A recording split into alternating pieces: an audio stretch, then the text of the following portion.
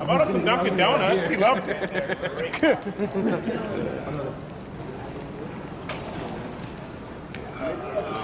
All right, so. Oh, you gonna sit over here? That's fine. Cool. Come on. All right, yeah. I would take the end seat. Yo, you want to sit here? There we go. Sure. I'm sitting here with a fucking prop. Yeah. No. Right there. Here's fine. I think people are just so happy to have finally a restriction-free event that it's just like, Oh, sorry. my costume's from the apartment. I see. What are you missing? Well, I just put my wings on and the safety pins. Do the wings get you? No. I can wrap it around my hand. Is the paint irritating? What? Is it the paint like? It's eyeshadow. And then I put, yeah, it's an eyeshadow with pencil. And then I just put like a makeup fluid on it. So it doesn't make you any. Oh, crap. Go No, ahead. it's not like latex. Like the latex it does. No, this is just like this is like eyeshadow with pencil. Cecil's best girl. No, I understand, but it's like that I'm happy. Aren't you supposed to be 200 pounds heavier? It's the camera. It's much taller. Yeah, we finally had a restriction-free event. I mean, seriously, I came to anime Matsuri because of the fact that all kinds of started to cut themselves with a mask mandate, and they canceled it all down. Definitely.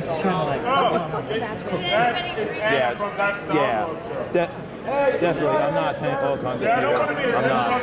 How hilarious if there was a mask mandate and people dressed as a Joker went around taking masks off. Yeah. Honestly, I didn't think that's what Yellow Flash would look like in the flesh. That's Flash. Hulk got the one, so. It's a very piercing gaze he has. Persona 5 is a video game. Okay. It's a game. It's kind of like Pokemon, but it's Your voice sounds different where too. you take the mask off Yes. people and people. Depends on which Persona game you're in. I know where you live. You live in Grand Rapids, right? Marsgirl exposed you. Yeah. 616. Marsgirl exposed you. She's trying to get a couch right now. You can absorb their powers. So that's like growth for me, isn't it? Hey, she brought her own casting couch. Somebody will go If it doesn't accept power. Oh, okay. So it's like Kirby and Smash Bros. Yes.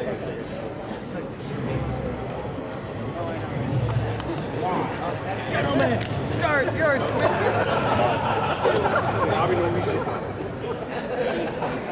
Only we need to turn the sound up a little bit. You're muted. Yeah. That was the old theme. You pissed off the mods. EVS is smooth, but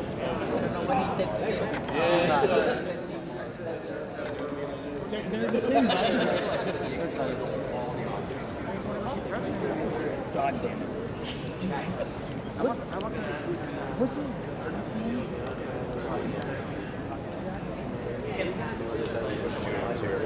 I heard like if I walk in, what corner, like back right, back left. You can't start for like 5 minutes. You got to be late in game.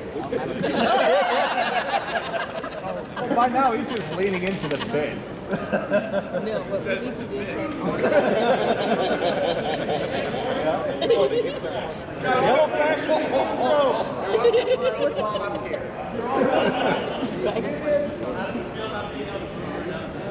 I'll manage. In true boomer fashion, we have 2 functional microphones for 4 minutes. Amazing. Where can I see the chat? Yeah.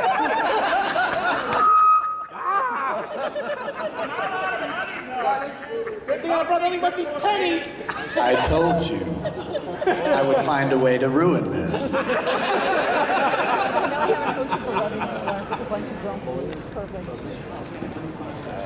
You may want to watch that water bottle. We like Kenny and Dolly. Hannah, you may want to watch that water bottle. Breaking my heart. Like Osmond. Hello. Hello. Hello. Hello. Hello? Oh, this one works. Check, check. Hello. Hello. How come you have the cordless one? All right, is everybody? I want to dance. It's his panel. Get in here. Hey, don't walk by. Get over here! Dude, if they put Scorpion in Smash, he wants to start It's on 3. I want to know more. We'll start in 3 minutes. Gotta wait for everybody to file in. 2 hours later, you'll be done with the super chat. Need 1,000 likes first. How do I do this? Do I start? Should I start? Yeah. Do you want me to do that? Normally you just start talking. We're gonna do. Do the thing. Someone already played the theme song. Yeah, do it again. Do it again. Yes, literally. I don't know who did that. Do it again. I think we should start with the national anthem. Here we go. I think he's gonna hit it.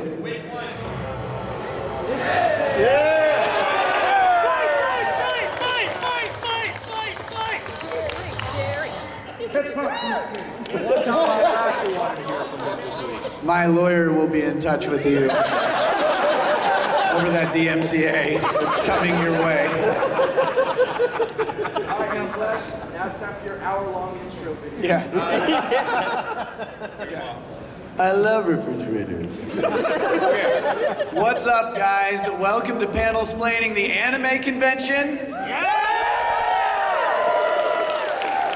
I hope you are all having a good time here at Matsuri, in the wonderful city of my birth, Houston, Texas. Okay. It's not that great. Let's have muted responses to everything. I'm so happy that you guys came in here. You never know when you're going to do one of these panels if it's going to be like 3 people right up front, and that's it. Just like, hey. And the 3 people came with me, so thank you all for coming. These things are always weird. The panel topic today is Awokening, because I'm an idiot who came up with a stupid name, and it's how woke culture and the conversation around it is destroying popular media, or your ability to consume it. I've got 3 panelists with me. You probably know who they are, and if you don't, maybe you should. To my right is Yellow Flash.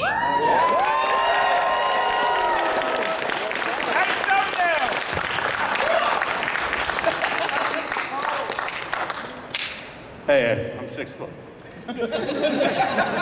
Just a little shorter. Wait, who you calling short? Who's calling Drake so short? Thanks for the applause. I appreciate it. I feel so exposed because I'm always hiding behind my thumbnail. I'm naked under the robes. But yeah, it should be a good time. Why didn't you get a Flash helmet? I can't afford that. YouTube barely pays me. Jeez. To my left. Oh wait, yeah, sorry. To my left is that Star Wars girl. Thank you. And if anybody has a nice cup of dirt, Yes. it would be very helpful. Have you had any Houston dirt yet? No. You gotta try it. Somebody run outside. Houston dirt is full of donuts, violence, and sadness. That's my diet. And of course, the farthest left on the panel is Cecil. Cecil Says. Hello. And I owe a big thank you to these guys because they all agreed to come and do the panel, and then they actually showed up, and then they actually showed up for the panel. So, because it would have been just me talking to myself. By the way, 2 seconds ago, I said, did you know the panel was today? She said, no, I didn't either. Like, we're here accidentally. There are no accidents. I had a couple glowies send you guys. Make sure you were here. It's fine. All right. So I guess I'll kick off the topic with this discussion piece. And then I'm going to sit back and let them talk. You've probably, if you watch any of our shows, we talk about this subject quite a lot. The fact that there is an injection of some sort of agenda. And it doesn't, there's not a particular agenda that is universal, that is being put into whatever your escapism is, whether it's movies, TVs, comic books, tabletop RPGs, whatever it is. You're always on the lookout now, right? Like, you're like, oh, okay, what the hell did they do here? Yeah. What is this? What are they putting into my thing? And it's all over the place. We talk about it a lot, and in my opinion, that is ruining the consuming experience of popular media. But that being said, that's not the only aspect that is diminishing the ability to enjoy a good story, in my opinion. I think that we, and I'm going to blame all four of us as part of this, but also all of you, because you get to share in my misery too. That if we are constantly looking for those problems, if we're constantly looking for things, we may be overemphasizing an agenda when there might not be an agenda at play. Sometimes there clearly is. You can tell because Twitter exists, right? For now. Oh, Jesus.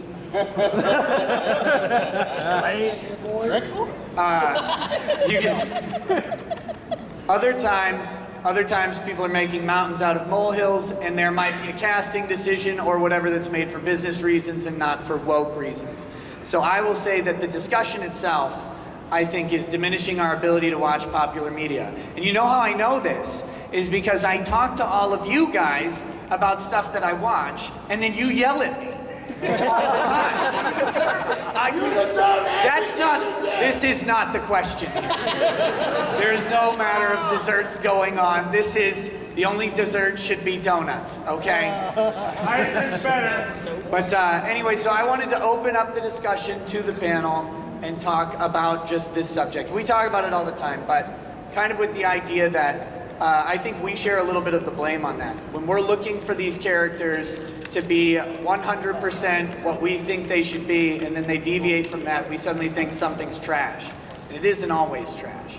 But with that, I don't know if anybody wants to follow. Well, there's a saying when I think Mike does Mr. Plinkett on Red Letters that you may not have noticed it, but your brain did.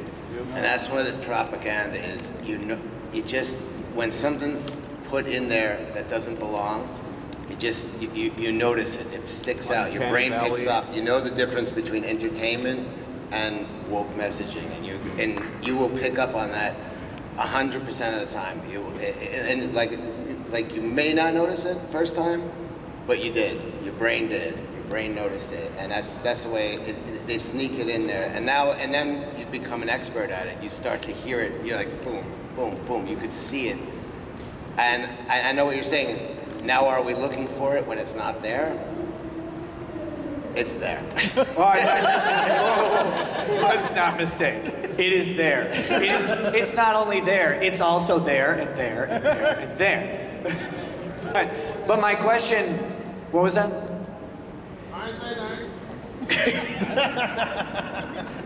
My question is lost to me.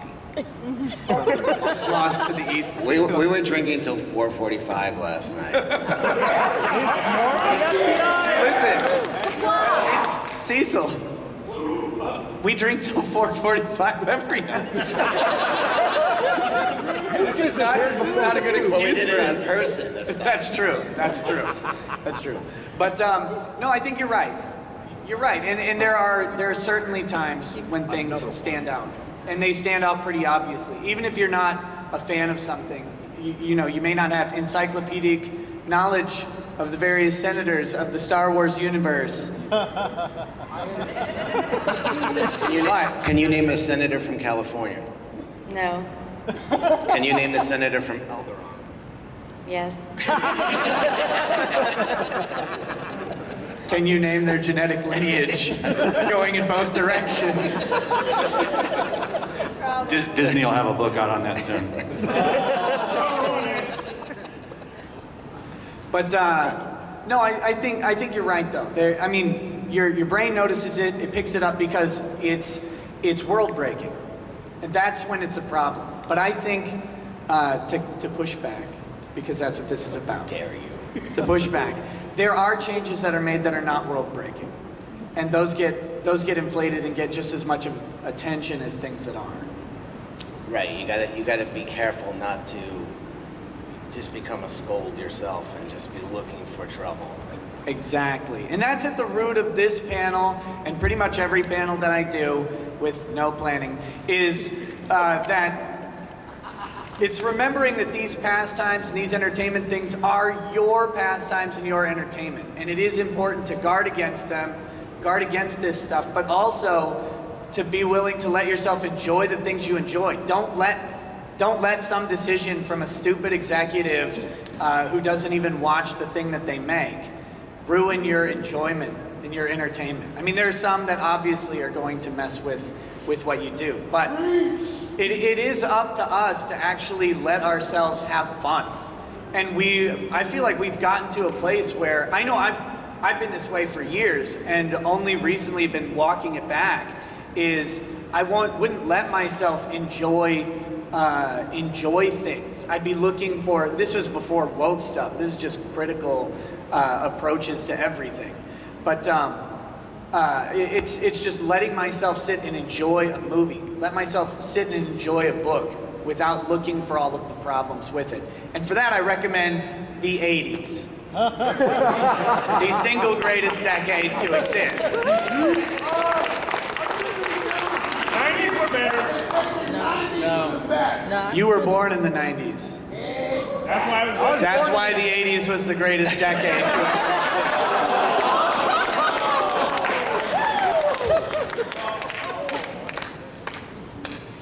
Did I hear a question? Was someone about to ask a question? What? Yeah. And this is about some woke shit too. Okay, hit me. If your brain detects something wrong, like let's say you was watching Independence Day, and it goes to that scene where the mothership or one of the motherships vaporized Manhattan, and including both the Twin Towers and the original thing. Yeah. And I'm getting the point. It's what if they made something like that, but took out the only thing that was in that scene, which is the Twin Towers.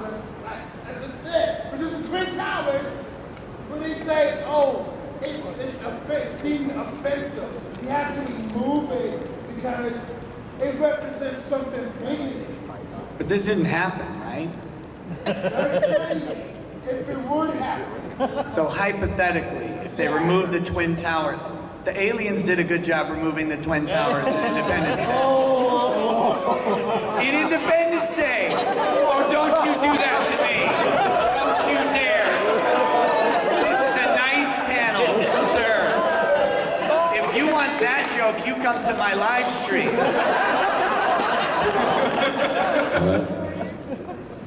That'll be $20, please. Talking about how criticism and how, I guess you could say, false information can be harmful to one's constructive mindset. Wouldn't it also be on the same coin, but on the other side? Wouldn't it be better if you also have that for opportunities such as this to be like, hey, I've dealt with that kind of situation, but now I've done the research on how I can either A, combat that, or be a devil's advocate for it. So what would you rather prefer, getting that kind of hateful kind of attitude towards you, or would you be one to kind of shy away from it and be, hey, I kind of don't want this? Do you want me to? Okay. I'm never one to shy away from a hateful attitude thrown my way. So that's going to inform my answer because that's me. But if I understand your question is, should we completely ignore everything, or should we have that sort of base background knowledge and perception of what's going on? Yeah, I think we're all very good at getting into both modes. My concern is that, and again, coming from personal experience, when you let yourself only be in one of those modes, you're missing something. So it's the reminder, the polite reminder to go ahead and turn off that critical side, watch RoboCop shoot some guy in the crotch, and go, yeah, yes, that's what I want to see. And then you don't go, right after that, you don't go, well, what color was the guy you shot though? White guy. Well, actually, never mind, I'm not going to say that joke either. We're going to keep moving, okay? Which made that shot way more impressive. Yeah. Stop it. It's not my channel, I can't make it. What you got, buddy? We all know, Nick, you're a man of culture, but I haven't heard from the other panelists.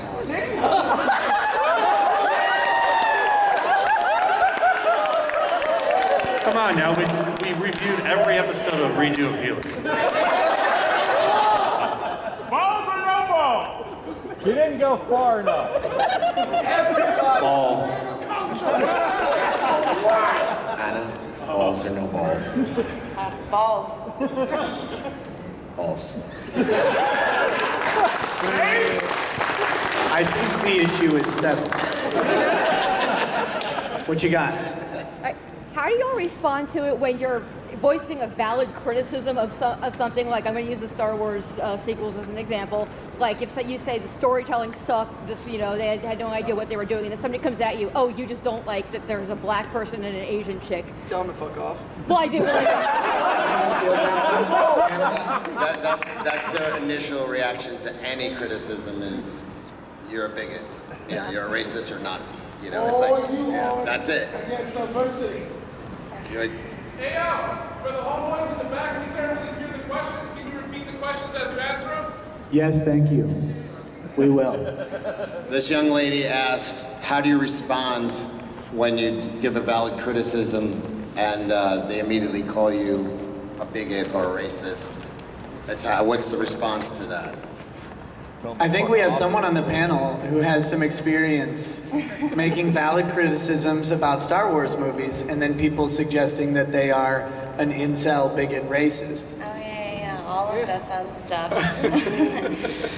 Well, the way I handle it now is very different than when it first started happening. And so I used to really take it to heart, and I'm like, oh my God, like, why, how did you get that from that? That doesn't make sense. And then now I just have noticed it's a pattern. And I hate to use the term bots, but it's almost like you saying this, like, this is horrible, da da da da da. And then it's like, well, the video hasn't even been out for 17 seconds, but you're like, oh, at this timestamp and this timestamp. So it's weird, but sometimes you just have to detach yourself from it, and you know that there's just people out there that have no lives that are just going to go and do that. And there's nothing you can really do about it. So I just told them to go fuck themselves.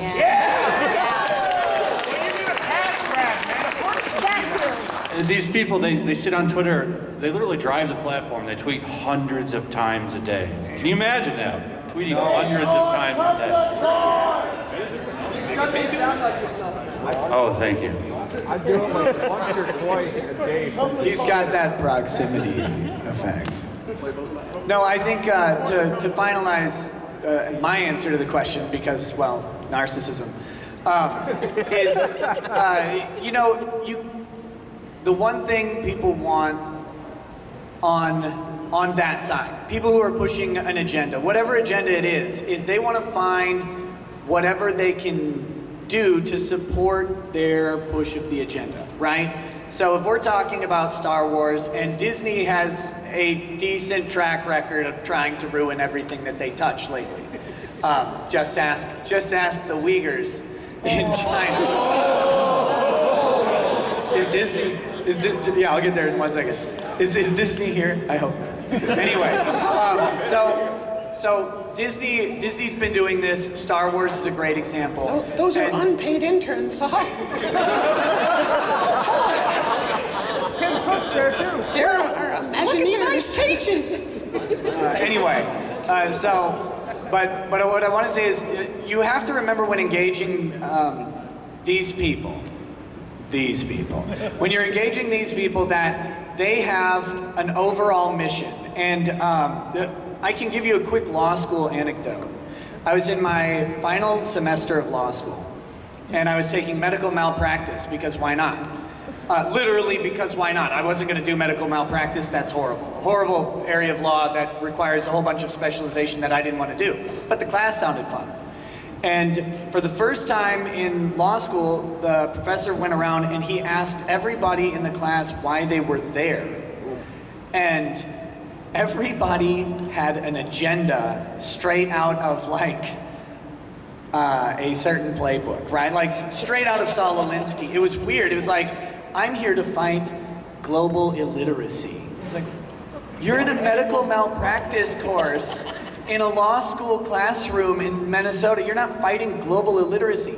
And they got to me and I was like, I don't know, because I'm gonna be a lawyer, was my only answer. But everybody else in that room had an agenda, and that was their thing. And they were able to mold every single class that they were in. And as you talk to people throughout school, like you would get to know this about certain members of the class, that they would mold everything they did into that one thing. It became their thing. And that's what Flash is talking about with these people on Twitter who are tweeting hundreds of times a day, always about the same thing. Everything that they're doing is lensed through that. So you just have to keep that in mind and then also call them stupid. So I'll tell them, like, give us Dr. Afra and give us Quinlan Voss, and people aren't gonna, nobody's gonna be mad about that. It's just your writing sucks. It's not that people are racist and don't like women. Right. Yeah. That's the whole thing. There are plenty of valid criticisms that have nothing to do with woke stuff, and just because these people believe that their agenda is 100% of the time, they will assign you an agenda that will be 100% of your time, whether it is or not. And you're just like, no, but I mean, literally, just listen to the dialogue. You had your hand up a whole while ago, so what's up, man? Hi, Nick. I'm a huge fan of yours. I love your streams with Jim, especially that Warhammer stream. Yeah. And I wanted to ask you this question, speaking about this. How do you feel about people censoring material like books, TV, stuff like that because it's not politically correct? Okay, so the question was, how do I feel about people censoring material like books and TV because it's not politically correct? Are you talking about like existing works? So like when they decided they needed to take the guns out of ET. Take the guns out of ET, or what? When did they do that? That happened, yeah. Yeah, and Star Wars, right? Like Han couldn't shoot first. Han definitely shot first. Yeah. Just so we get that out there. But yeah. Han murdered that fucker. And he'd do it again. And he'd do it again. And he'd do it again. No, I mean, my opinion on censorship is simple. Don't do it. I mean, there's no idea that we can't confront. Like, everybody in here has confronted something more horrifying than they're going to read in some book in your own life. You've dealt with a significant loss. You've gone through a time of embarrassment. You've gone through a time of anxiety. And that is going to be much more traumatic and impactful to you than reading the N-word in Tom Sawyer, right? Like, that's not going to do any damage to you. Huck Finn, actually. Yeah, Huck Finn. Listen, I'm going to call you the C word. Cecil? But no. So my my opinion is simple on censorship. It doesn't belong here because we all confront things in everybody's life that is going to be more traumatic to them than any word or idea that comes out of a book. Well, they're going back in time, and they are changing, like Little House on the Prairie. Yeah. I mean, because she was a settler, literally described the Indians as savages or something. They're like, it was actually canceled. If I remember right, in the book, it's a conversation between her dad and another settler, and it was said by the other guy too. It was not like a promoted thing. But it's canceled. Yeah. It's like, well, thank God. I'm so glad that they got rid of her awards because I hated having to read those books in school. But she's from Minnesota. Exactly. My man with the camera here. Yes, so I'm Jay Kidd for the Ministry of Otaku, and I want to ask you a question. I mean, okay, now, what do you think about comic book pros that are angry that manga is taking over their market share, and now they're trying to ruin it? Tough shit. I'm going to defer this question. The question is, what do we think about comic book professionals who are annoyed that manga is taking over the market share? I love it because they are listening to their audience, and Marvel and DC are listening to the same 50 fucking weirdos on Twitter and Jamal Eichel. But that tweet, they think if 50 people tweet 1,000 times a day, that's 50,000 people. It's not. It's the same 50 people, and they're bending. Just even this up, they're trying to cancel J. Scott Campbell for a cover that he put out in 2009, and they said it was too sexy. Of Peter Parker's wife, who's literally a supermodel in the book. She was too sexy, and they're still trying. And so they're erasing the beauty, and manga, anime is embracing it, and they are getting. Guess what? Young men that are buying this stuff, they like big titties. They like,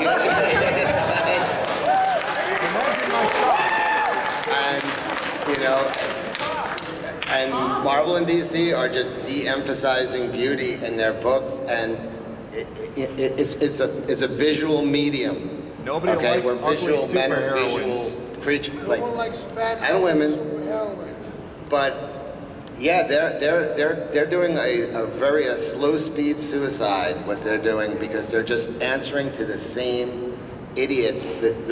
They are bending to woke culture, and you're watching their market share drop right before your eyes. And they could stop and you're this. watching manga just rise and just taking over. Go to any Barnes and Nobles and look at the comic section, and you'll see. They give it like a corner. Yeah, and the thing is that during the great table there, no one cleans it up because nobody cares. Yeah, nobody cares about American comics anymore, and they did it to themselves. And here's the thing: they could stop this at any. They could stop this at any time during the Great Lockdowns. They could just drop the woke. They could just go all in on escapism, and they could recover from manga. They could compete with manga. But instead, what they did was they went all in on woke. They went all in on fake woke, and now they're basically committing economic suicide. Yeah, I mean the problem with Marvel and DC is twofold. Okay, first of all, I need a brief survey. Who here buys comic books from mainstream comic producers right now? I Couple see. hands. Cool. How many people buy manga right now? Oh, and you may be tempted to think that it's this way because we're at an anime convention, but if you find any like similar age demographic, I think you're gonna find that same trend. And but I wanted to address one thing with what you were saying, because this is great. You notice what's going on with manga? Are these the same legacy characters? I mean, I'm not talking about, Berserk, which will never end now. It will live on forever because that guy died. Did you? Okay. Yeah. So anyway, Berserk is one story, but they're not trying to redo Guts in every single manga. They're making new characters. Marvel and DC don't. They're so afraid to engage in new characters and new stories. What about new And when they do make new characters, we get the Q Force. I could just see their brainstorming sessions. It's like, what should we do? It's like, make it Spider-Man, the gay, black. Okay, that's it. Like that's literally they don't come up with, like you were saying, Dr. Afro, that's fine. They're coming up with, if you make a new character, that's fine, but all they have is to take an existing character and then put whatever traits they're trying, onto it. It's just come up with something new. We will embrace. They'll take existing characters. Dr. Look Alfred at, is everyone knows Dr. Alfred Wolverine. is If you've seen Logan, you know the little clone girl, X-23. That's a character people loved, and they take her, and now she's Wolverine. And this is something that they've been doing. They'll have an established character. Well, now she'll be better now that she's under a man's name. They don't know what they're doing. No, they're so afraid. Like they're like, we gotta stick under the Wolverine IP, or people won't know who X-23 is. Like, but the people who are buying the books know who X-23 is. My man on the end here.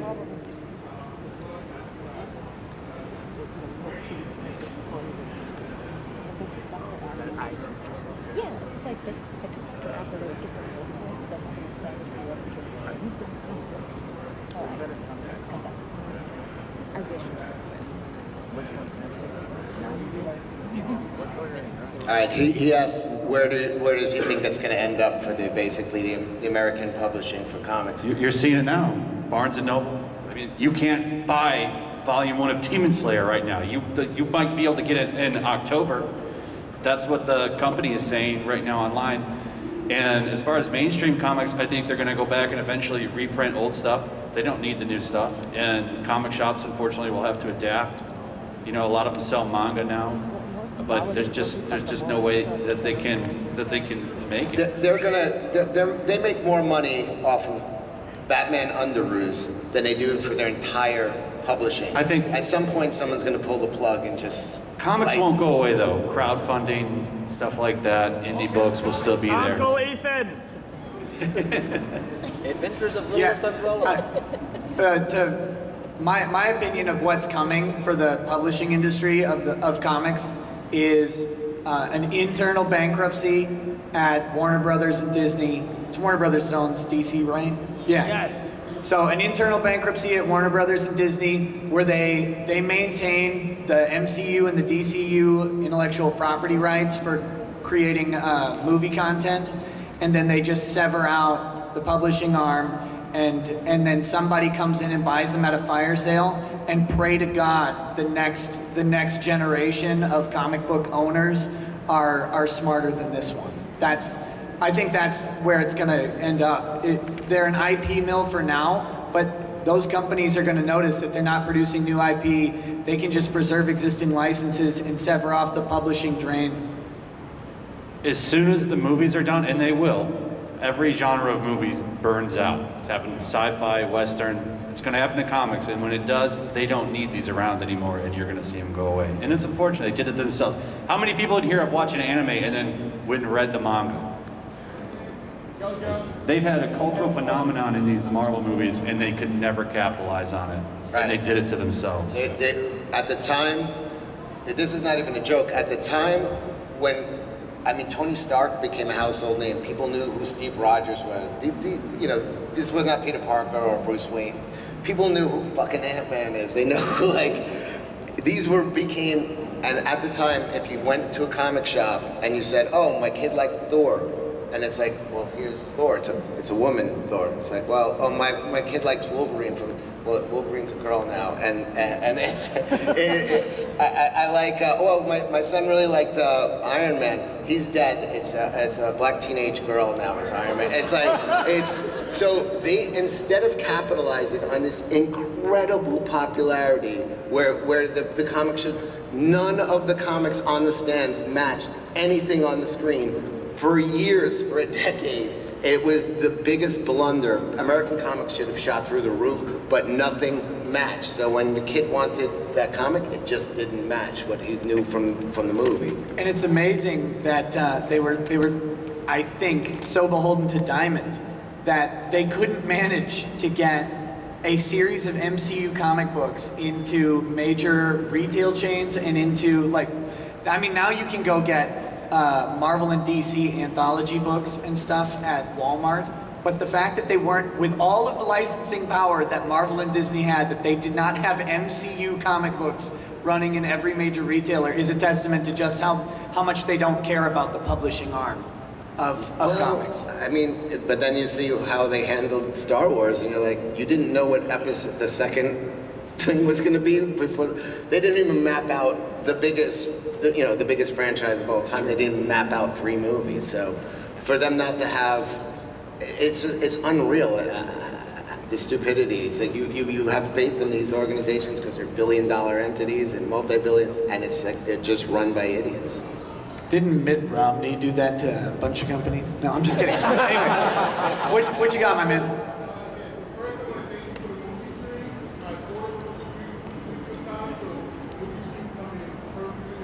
Yes.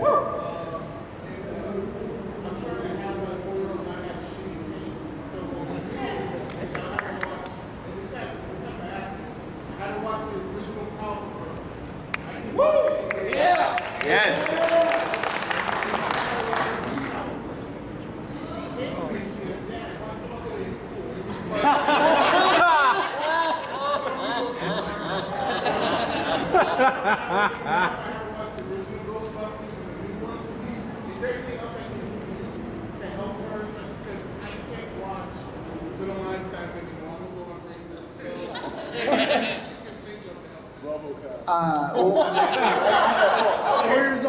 Look, hey, if your kid's already saying why the F are they in school, I think RoboCop's probably safe.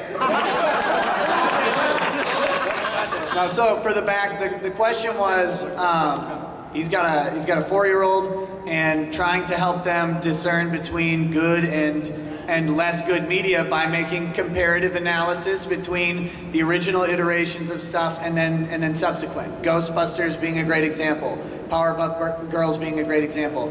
One thing I'll say just with my whole bowl of kids is that what I found is that they consume media in a completely different way. And the funny thing to me is my kids barely care about anything being put out by major publishers. Like, all of their entertainment is seriously, it's guys like Dream on YouTube.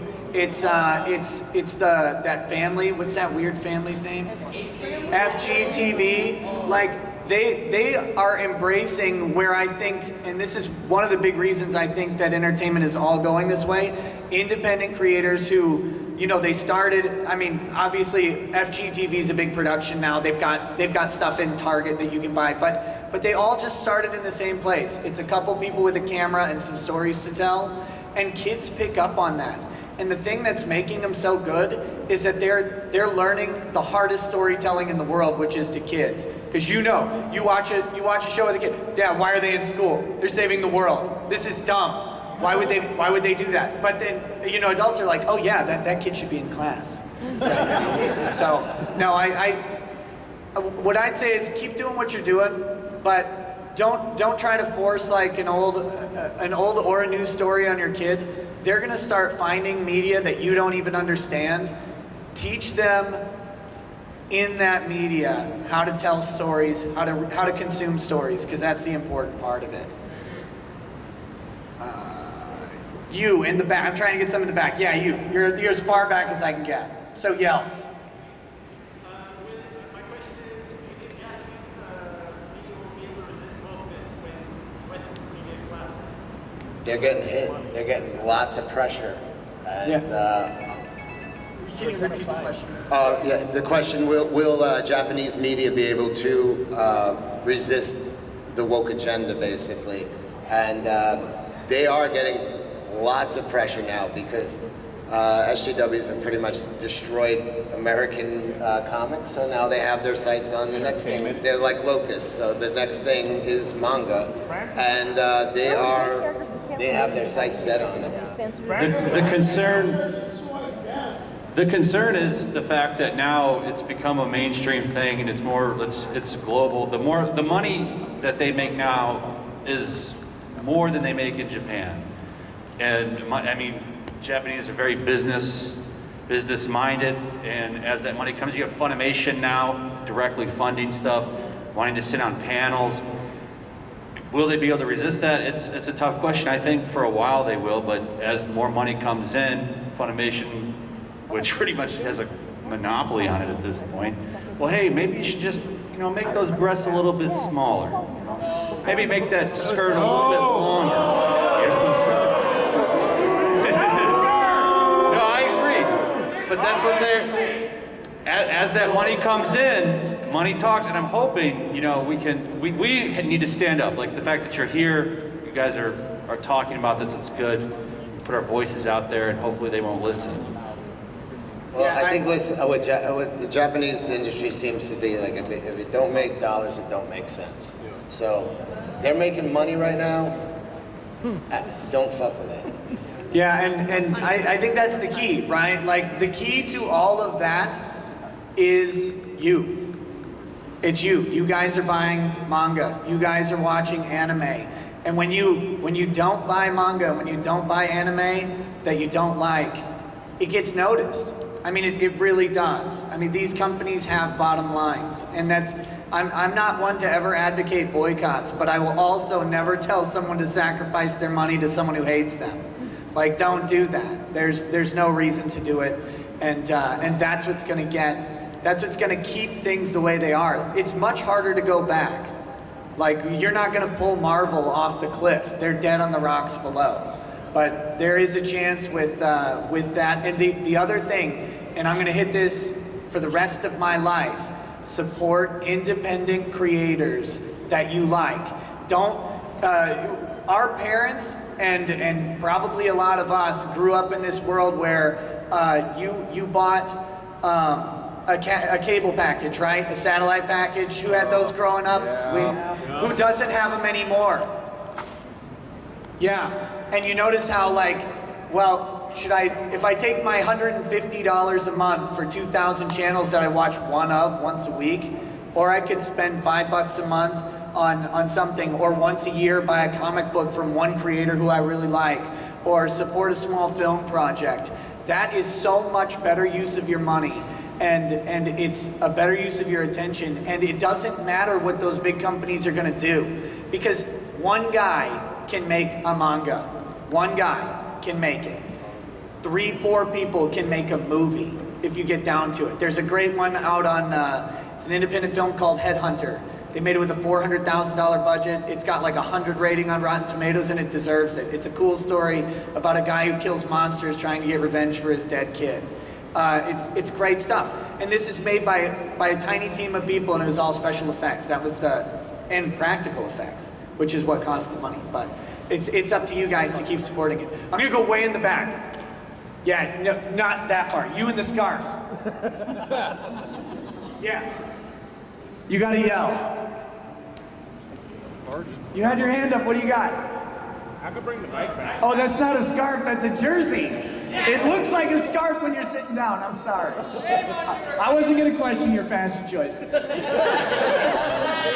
Now that I found out it's not a scarf, I don't want to hear the question. All right, man. What you got? So my question is, do you still think the comic industry can be saved? I still think it can be, considering what I think one of those, the best ones we're having right now, and it's like comic series, because everyone's funding is pretty nice to number 2. Do you think the comic industry can be saved? The question is, do you think the comic industry can be saved if they fire every fucking person on staff right now? Hire Ethan Van Sciver and Richard Meyer to fucking take it over, it could be saved. All of their editorial needs to go. All those people that sit on Twitter and tell you, all of you, that you're pieces of shit, they need to go. All of them. And then maybe, but they're not gonna do it. They're never gonna do that. I'd hire Flash to run it too. All right, to my man right here. I think I'm loud enough where everyone can hear me. Why aren't you sitting in the back? You guys. But I could hear you if you were in the back. Well, you can hear me now. That's true. That's true. What you got, buddy? So, this is a two-part question. One, I think anime and manga would have taken over, say, the West anyway, because they have a variety of content. Do you think that we need to deny any argument these wokies of the cult of the world, whatever you want to call these weirdos? Do you think we should? Weirdos. Yep. Do you think we should deny any argument they have? Like, try to, like, don't give them the benefit of the doubt, just shut them down. Okay, so the question is, I think everybody heard that, but the question is, do we deny the arguments of other people, or do we just ignore them when the woke weirdos? And that's a tough question, because I have a personal problem where I want to give every argument some credibility and engage it at its level as if it's honest. The thing we have to keep reminding ourselves over and over is that, and this is what I was talking about with the agenda stuff before, there is no more honest debate. It's not happening on Twitter, it's not happening on Facebook or Getter or whatever. So I'm saying, look, what you gotta do is, if you're on a subject that you care about, that's your first thing. Don't get into arguments you don't care about. But if you're on a subject that you care about, then you've got to check and find out if you can assess if the person is coming at you with a genuine argument or whether they're just pushing their thing. If it's real, yeah, engage the argument. Have a good discussion. Don't make it an argument. Just discuss something. Have a nice chat. I'll chat with anybody about just about any subject as long as they're being honest. The problem with that is, it's the immediate pushback is, if you say something, then they go, you're a racist. And then it's over, and then it's, oh, go fuck yourself. Right. I mean, Mark Wade called just some guy who's a bisexual black guy from Chicago, he called him a white supremacist. Well, wait, my counterpoint, isn't he though? What? Isn't he though? I mean, I've seen some of his content, and it's a little problematic. We're not going to go too far. It's instantaneous at this point. If any argument is, well, you're a racist. And that's why I'm saying And my thing is, oh, then go fuck yourself. That's the end of the argument. Yeah. So to answer him is no. We shouldn't listen to these people. He's telling us to suck my dick. That's what the moment you find out someone is not an honest broker, you should disengage. There's no purpose. You're not going to win. You're not going to convince anybody, and there's no sense in wasting your precious time doing it. Because they're not honest to begin with. Let's see. The glove. Gary Payton. So, producers decided to take Lola Bunny's tits and give them to Captain Marvel. Should we be angry? What's next? So, you said producers decided to take Lola Bunny's tits and give them to Captain Marvel? Should we be angry? Which artist? Because it's very inconsistent. Sometimes she's flat, sometimes they give her a little bump. Sometimes I just draw her straight as a man. It looks like a metalhead teenager, like 15-year-old with like long scraggly hair. It looks like Beavis or Butthead. Describe Brie Larson. No, I'm talking about the way they draw her in the book. Like they just, depending on who's the artist, they've given her like a double mastectomy. Like they just take it. Sorry. But they just removed her, and they did take Lola Bunny's breasts away too. Yeah, no, my answer to that is, if I can't jerk off to a cartoon, what is this world coming to? Does anybody have a wall? Does anybody have a wall I can put Cecil on? No, to answer your question, look, I'm a big fan of femininity. I really am. I think there's a lot to be celebrated in the differences between the biological sexes. Now, and that's not a commentary on anything anybody chooses, but we're shaped very differently, and those shapes tend to appeal to people in particular ways. And I don't think there's any value and taking away femininity from female characters. And that's something that I know Star Wars Girl has gotten a lot of heat over, is redrawing masculine presenting feminine characters as just feminine characters. And the drawings look so much better that way. There's value to who we are. And when they start stripping that away in terms of an agenda, like what does that say to a girl who's maybe larger chested? Like, oh, sorry, you're not welcome here because of how your biology is? That doesn't make sense to me. So yes, we should always be mad about that. And we should also be mad that any male character in comic books is not drawn like me, unshapely and sad.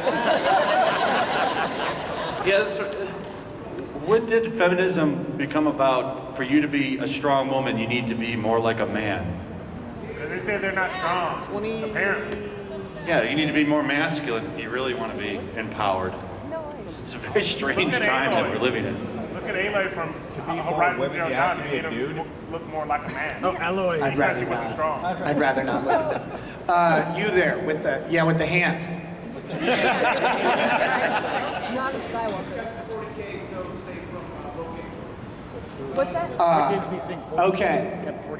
The question was, what has kept 40K so safe from woke influence? First of all, nothing is safe. And 40K certainly is not. But there's two things I think. One, it is a cost-prohibitive hobby. It is so dang expensive that people got mad. Okay, so Warhammer 40K, 2 years ago, introduced Primaris Marines, which were Space Marines, but a little bit bigger.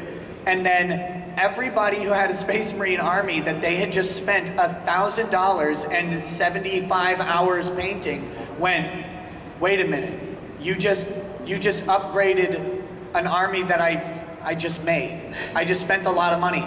And there was a huge pushback from the community. And now, they kind of gave Space Marines a boost. They had to rebalance it. The amount of money that people spend and the smaller amount of people who are engaged in 40K really helps. It also gatekeeps out the wokies because, as you know, they tend to be broke because no one wants to hang around them, so they can't keep a job. It's weird, but that's how it turns out. The other thing is that Games Workshop has been making a pretty concerted effort to try and engage within the universe in, I'll use air quotes for wokeness, but you're starting to see stories about female inquisitors. You're starting to see a big focus on Sisters of Battle. They're trying to find ways where they can incorporate sort of some minor level of appeasement, but keep it within the lore and within the industry. And the final thing that they do is they tightly control their IP, and no one gets to tell them what to do. We got to keep it that way, because it's one of the last bastions of good nerddom left.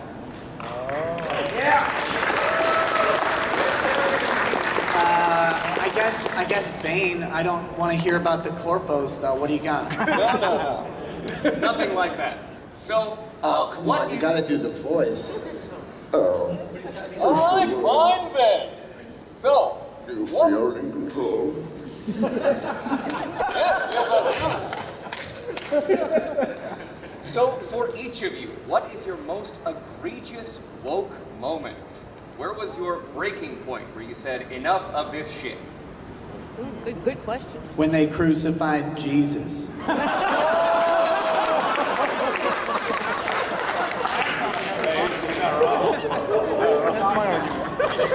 I can't beat that.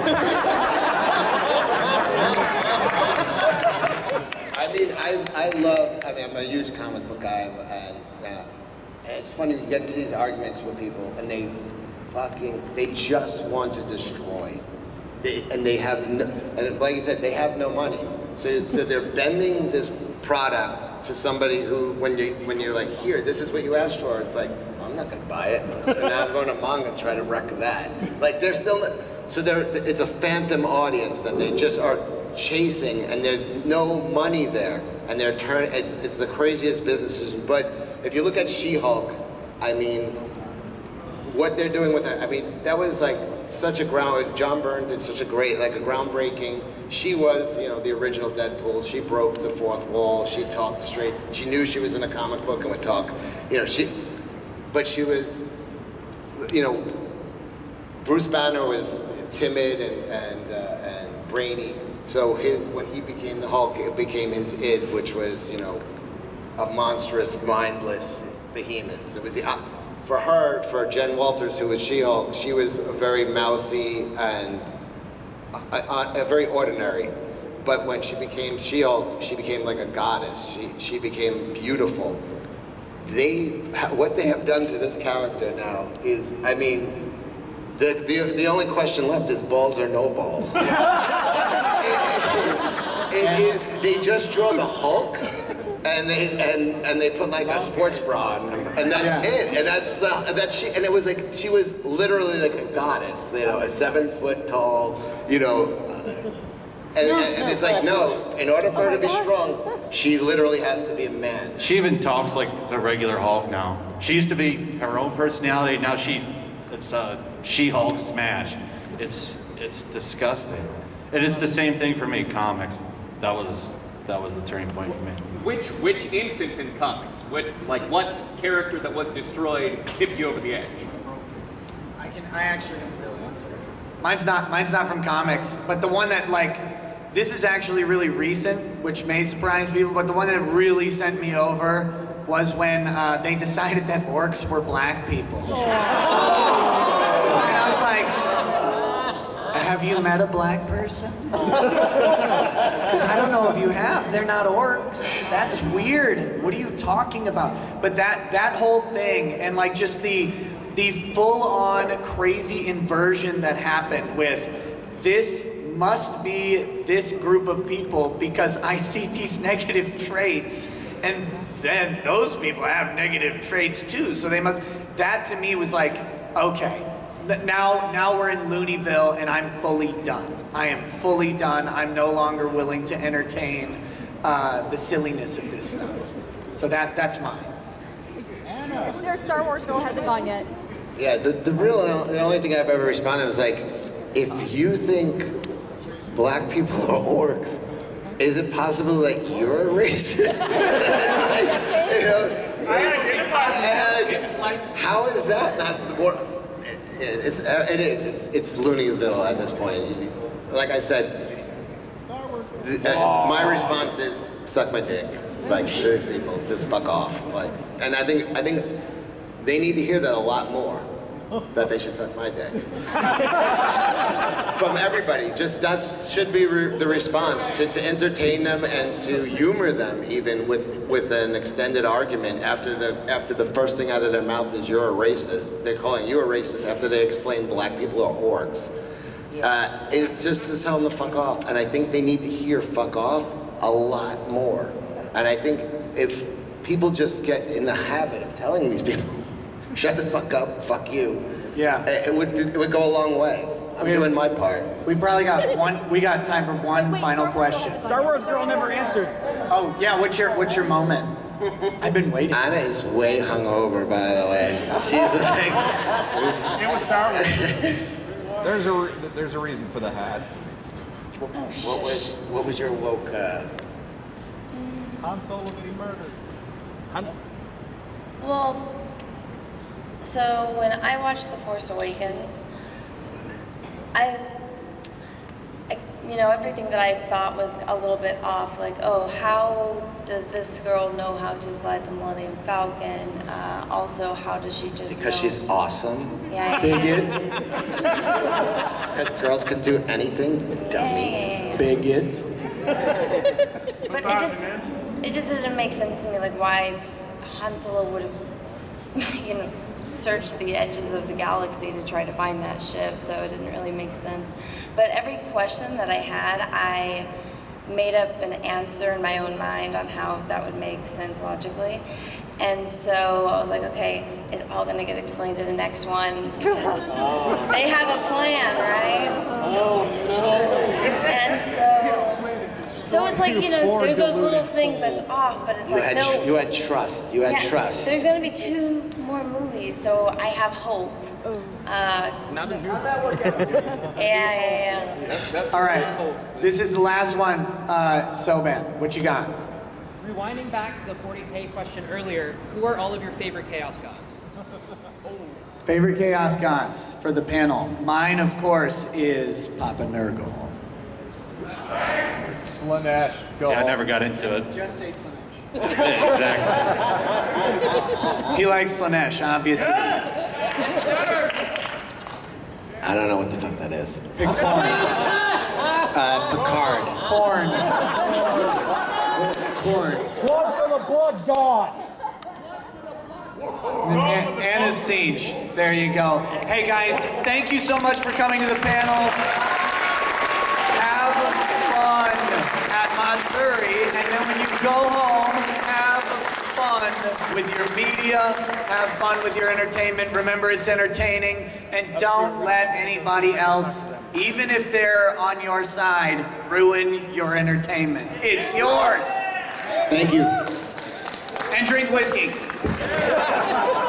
I don't see any whiskey from you. Okay.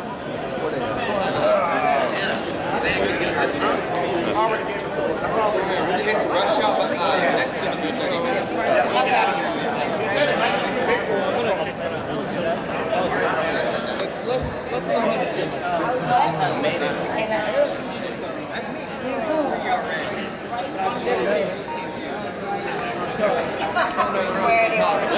Move shit over. Move shit over. I did. I didn't think it would take. I really miss you.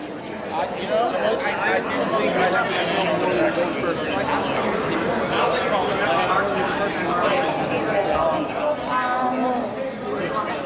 to come around up here?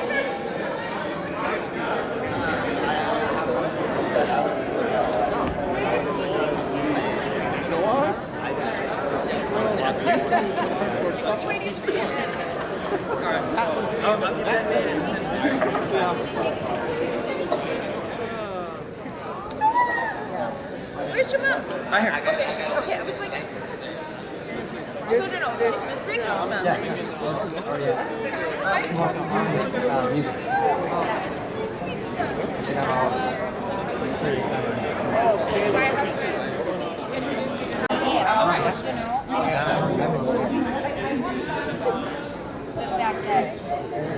Can I get everyone to leave the building? Or not the building, sorry. The room? We have another panel in 30 minutes, and I would really like it if you could all make us quick. Hey, Rekieta. First time. I just saw you. What was that? Sorry. No, he did. You're never gonna finish that. Hey Nick, you know what I realized earlier after I had walked away from you at Vic's booth that I should have done? What? Done a picture with both you and Attorney Tom. Yeah, he'll be back though. Well, he's around somewhere. He's only here today though. Let's we gotta get out of this. Yeah, definitely. I need to talk.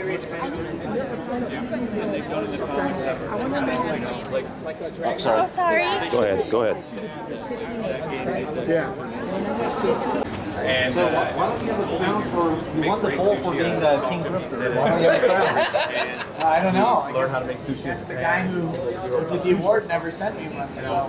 You need to tell him to send you one of those like McDonald's crowns. I haven't seen you, or didn't see it until I saw you in 2019 at MMA 30. Yeah. And I was on your show. Okay, so we're gonna do some pictures. What do you want as the background? Do you care? Not really. Okay.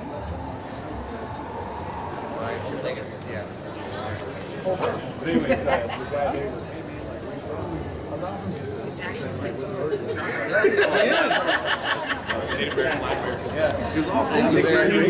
Yeah, thanks, man.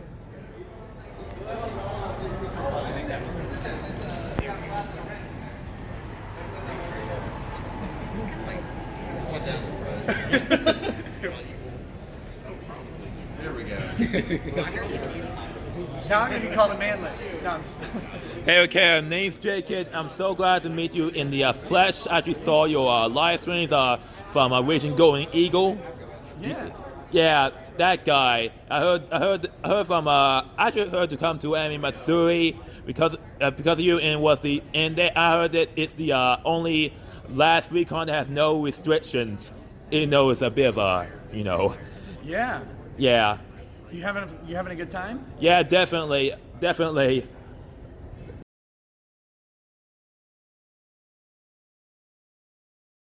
Can I take a picture? Yeah, of course. Want to take one? Yeah. Can someone help snap it for us?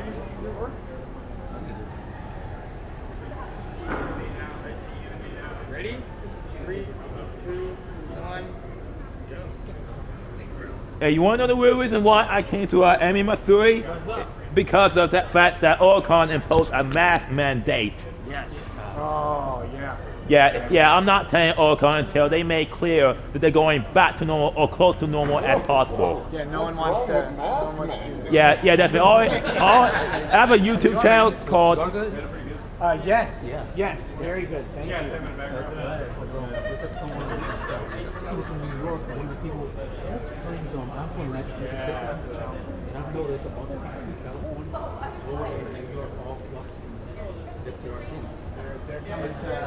You're from Nashville? Yeah. Drex has a bunch of family members. I think I remember hearing that. Yeah.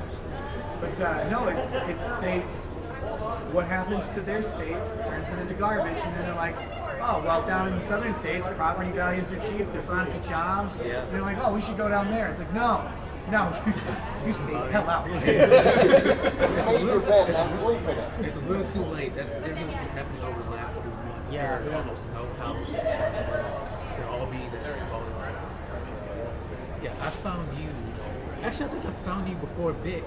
By this sort of, there's occasionally a call on the street. But whenever the things with Vic came out, I started to just say more. Well, I was say watch more. Yeah. I still watch. You're actually shorter. Yeah, I'm still getting used to that. Yeah, I was wondering how high Drex will be over me if I ever see him. He's here. He's downstairs walking around. He's about this tall. He's dumb. he's like this wide though. That's the worst part. He's huge. His 10-year-old daughter is taller than me. Oh my God. Yeah, she's 5'8". She's 10. Yes. You poor unfortunate soul. I'm 27. Oh my God. Anyway, I got this panel I got the whole panel recorded on this thing. It's going to be uploaded to my Ministry of Otaku channel as soon as possible, either during the con or after the con. Ministry of Otaku. That's my YouTube channel. Yeah. Just in case you don't know how to spell the name Ministry of Otaku, right here. Ministry of Otaku. Thank you. You're welcome.